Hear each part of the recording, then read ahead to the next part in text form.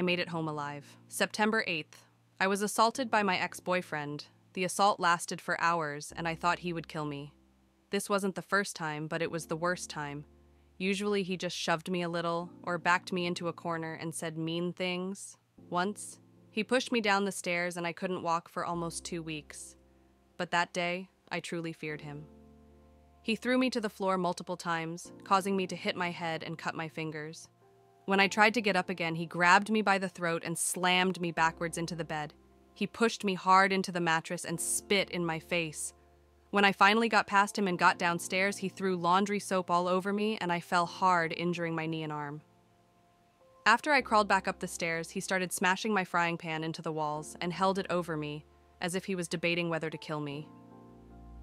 During the entire assault, it was eye-opening to see him go get on his video game for a few minutes, talk to his friends like nothing was wrong, and then return to beating me.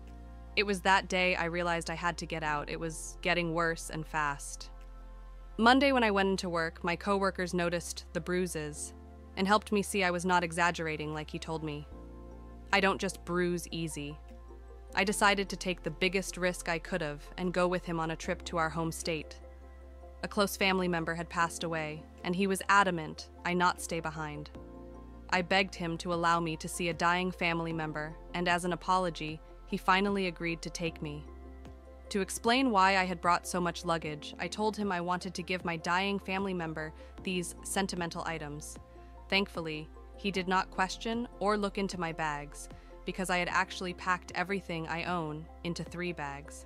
Background: I hadn't spoken to or seen any of my family in 3 years due to a falling out between us. During the 16-hour drive home, he refused to sleep unless I slept in the back with him. He began falling asleep while driving. After a few hours of nodding off at the wheel, he finally pulled over to sleep in a parking lot. It took another few hours to get to the town we planned to stop in. After sleeping a few hours, my ex took off to help his mom with something, and I called my mom. It was an extremely emotional moment, and we both cried. I told her I was in the state, close by, and I was trying to get to my family member's house. Less than 20 minutes after hanging up with my mom, I get a call from my ex to pack my things. We are going to see my family member. His mom made him angry. I quickly brought my stuff to the car and put the GPS to my family member's house. He got extremely angry, asking what I was doing, why did I think we were driving there now, etc. I reasoned with him, saying he told me we would go. Apparently, I should have known he was just angry and not actually wanting to do that now. He finally relented after his cousin called him from the town we were heading to. Wanting to hang out, we met up with his cousin and his cousin's wife and went inside a restaurant.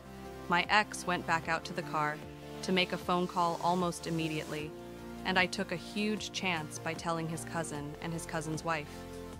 They immediately put a plan into action to have his cousin distract him, while his cousin's wife would take me to see my family member so we could bond. I used the excuse that I had many things in my bags for this dying family member, so I needed to take them. Driving to my parents' house was the longest 15 minutes of my life. When we pulled up, nobody was home. Apparently, everyone had gone to my family member house to ensure my safety. Minutes after I was reunited with my family, my ex's cousin's wife came running to me to tell me he knew and she had to leave. His mom then started to call my mom's phone. She answered, and before she could say anything, his mom started asking if I was going to tell my ex anything or just leave. He was suicidal, and how could I do this? He just lost his family member. Thankfully, he has not tried to find me or send me many messages. I have reported all of this to the police, and it's also been documented by a hospital.